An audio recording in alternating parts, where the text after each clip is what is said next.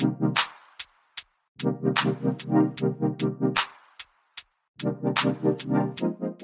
going on, everybody, and welcome to the Other Side of the Firewall podcast, where we talk about the latest and greatest of cybersecurity news, as well as we highlight those movers and shakers and glass ceiling breakers, those people of color who've been to the other side of the proverbial firewall. My name is Ryan Williams, and as always, I'm joined by Shannon. What's up? What's up? What's going on? So welcome to the podcast. So Monday and Tuesday are topics, Wednesday discussion, Thursdays Ask the CISSP. This week should be Roger White. So he is a professor, a security solutions architect, as well as just an all-around great guy, mentor, things of that nature. So it's 4 years in the making. He's been a listener of the podcast for some time. We've talked back and forth, but we just couldn't sync our schedules. So finally got him on. So definitely check that one out. And then the next one was processing will be Miguel Clark. He's a friend of the show. He's been on the podcast before. Great conversation. He's a retired supervisory special agent from the FBI, and now he is a GRC evangelist within cybersecurity. So another great conversation. And then Friday's everything else, so movies, books, games, all that good stuff. But without further ado, I give it to Shannon. All right, everybody. So this article, comes from Forbes.com. And the title of this one, or actually written by Davey Winder, and the title of this one is New Security Alert, Hacker Uploads 10 Billion with a B, Bravo, boy, passwords to crime forum, right? So people will think, okay, well, whatever, right? 10 billion passwords or whatever. What does that matter? Well, that's a lot, right? So like what you kind of get when people do things like this is what's called credential stuffing, right? So what they end up doing is that when you have this big database like they have here of all these passwords and usernames, like because so many people tend to use the same combinations, right? Like a lot of these places, when you log into them, it's an email address and a password, right? So what ends up happening is a lot of people, they just get lazy, right? So they have 3, 4, 5, 6 different accounts that have the same username, which is your email and password, right? So they end up doing credential stuffing to where they have these programs that run across all these different sites out there, these different apps and things of that nature. So what they end up doing is do the credential stuffing, where it's like, okay, this username, this password, run it against these hundreds of things, right, and see what pops, right? Now, depending on what you use it for, that's not a good thing, right? Especially if you have, that you use the same password for your financial institution that you use for Chick-fil-A, for some other type of restaurant or whatever, some other app that's just not as important, right? Like when it comes to your money, you want to keep that separated, right? You want to make that a little bit different, but apparently a lot of people aren't doing that, right? So in the article they reference 10 billion passwords, right? But they actually have the actual number here, and it's 9,948,575,739 unique passwords, right? And they're in a plain text format. So this database that has been leaked to with these credentials, it's called RockU 2024 is where the compilation is, and it's a compilation of earlier database breaches, right? Which we've had plenty, right? It seems like every week we're telling you about some type of breach where usernames and passwords were discarded, right? And we usually say it's not that bad when it's, username, password, they didn't get your PII. That's at least a good thing, right? Well, this is where it can come back to haunt you, right? This is where you get a compilation of things, right? It's kind of like when you're dealing with the Department of Defense, like a compilation of information has a chance to bring things to a higher classification and make it more. What am I trying to say here? More sensitive, right? More sensitive. That's kind of what we have here, is that this compilation of passwords it runs the risk of people, again, because of our own human behavior when it comes to just reusing the same username and password over and over again for things that are more important to our life. This is where it could be a problem, because the way that these criminals and that these cyber gangs and things operate, like the tools that they are using are becoming easier and easier to implement, right? There used to be a time where you used to have to write all this code and do all these things. No, that time is no longer here, right? It's a lot easier to make this a reality. And even then, like, with the different AI things that we had, different AI sources that we can use, they can make it easier for you to even develop these types of tools to where it's like, hey, this is what I'm trying to do. What I need to do. Well, you need to do this, that, and the third. You know what I mean? All right, cool. Yeah, you go in there, fine tune a little bit, and boom, there it is, right? The idle hands, right? Being the work of the devil, making things happen. But yeah, 10 billion with a B, right?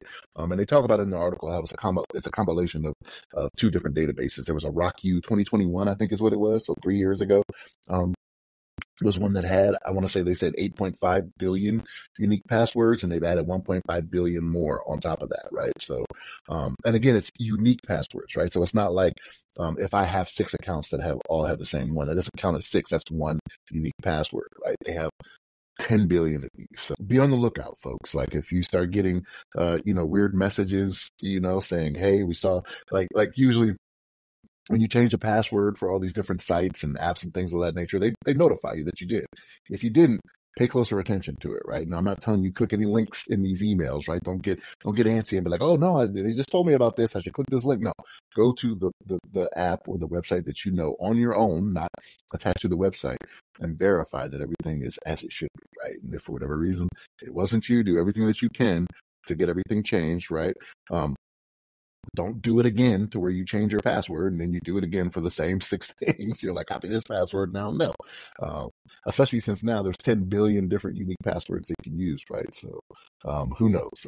That's why when it comes to security, when it comes to like having lockout procedures for certain things, that's kind of a good thing. And I'm kind of seeing now, because there have been times I've forgotten a password, right? And I'm like, man, I've usually in the DoD, they're like, after 3 attempts, I said, you're locked up, right? I'm seeing a lot more now that's not what they're doing in the civilian world. I'm seeing it's just, you can just go on forever and ever and ever and ever, right? So when it comes to them running these automated tools, it's not a big deal for them to run it 20, 30, 40, 50,000 times and not be an issue. You know what I mean? So, but be on the lookout, folks. There's 10 billion, almost 10 billion unique passwords out there that are in databases that hackers and these ransomware groups are probably going to start using for nefarious purposes. So be on the lookout. But Ryan, what's your thoughts on this? Thanks, Obama. Now it's plain like that. So the hacker is using the pseudonym, or the pseudonym. They're using the name Obamacare. Yeah. So I finally got to use that line for the first time. Definitely like and share, subscribe, while I did stuff to the podcast. Leave us some feedback. Greatly appreciate that. I'm getting better at responding to it. I say that and I'm probably a week behind. So definitely continue to leave us feedback, and then subscribe. We're trying to hit 500 subs soon, and then 1,000 by the end of the year is the plan. But with all that out of the way, this is the easy button. That's the fear for me, because now it's not a matter of us of the bad guys having to kind of work at it. It's more of, I now have either your username or your password, and then I can just control find this ginormous database, and it's like, okay, well, in this breach we stole your username, so now I can just search all the passwords that are associated with this username, and then put those in, and hopefully one of these, because you like to use duplicate passwords, will open up this account, and now I'm in.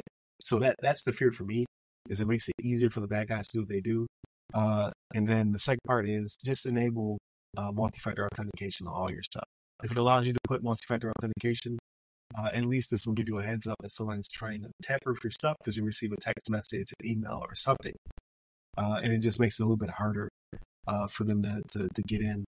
But again, if they have your username and you use that everywhere, and now they have a database of associated unique passwords that might be associated with that username, this is the year for you to change your password. So 2024 is the year of the password change. There's no way getting around it. There's only 8 billion people in the world, and they have a database of 10 billion passwords. So you do the math. You're probably on this list somewhere.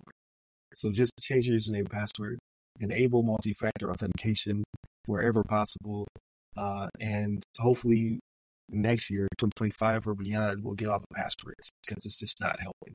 Ultimately, aside from just having tokens or something like that, I think we're going to have to just go to biometrics. It's going to have to be face and things of that nature.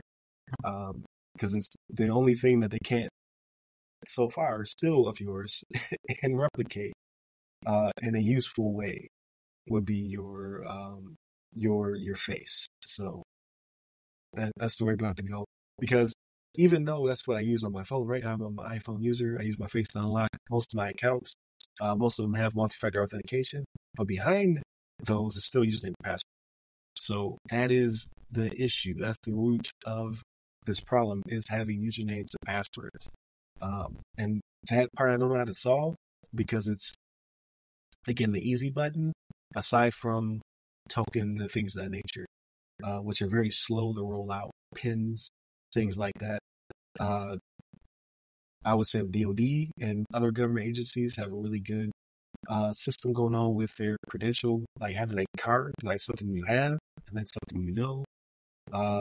However, that's kind of hard to replicate on the move, right? So how do we get around that when it comes to our mobile devices, things of that nature? It's been face and thumbprints and things of that nature, but still behind those things is username and password. So we have a long way to go to solve this issue, and this just made it worse. So 10 billion passwords being out there is going to be a problem moving forward. So, like Shannon said, like good on you for saying, like, yeah, don't click the link, because that might be a trap in itself.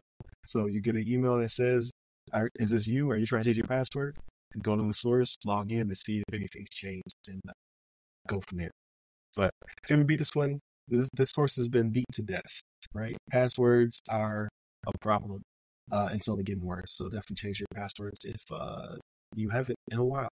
So hit us up by our name in the other side of the firewall, the other side of the FW. Ask a CISSP on the interwebs. Leave us some feedback. Hit me up personally. I'm at RY Security Guy. That's RY Security Guy. You can find me on most social media platforms. You can hit up Chris and Daniel by their names on LinkedIn. Stay safe. Stay secure.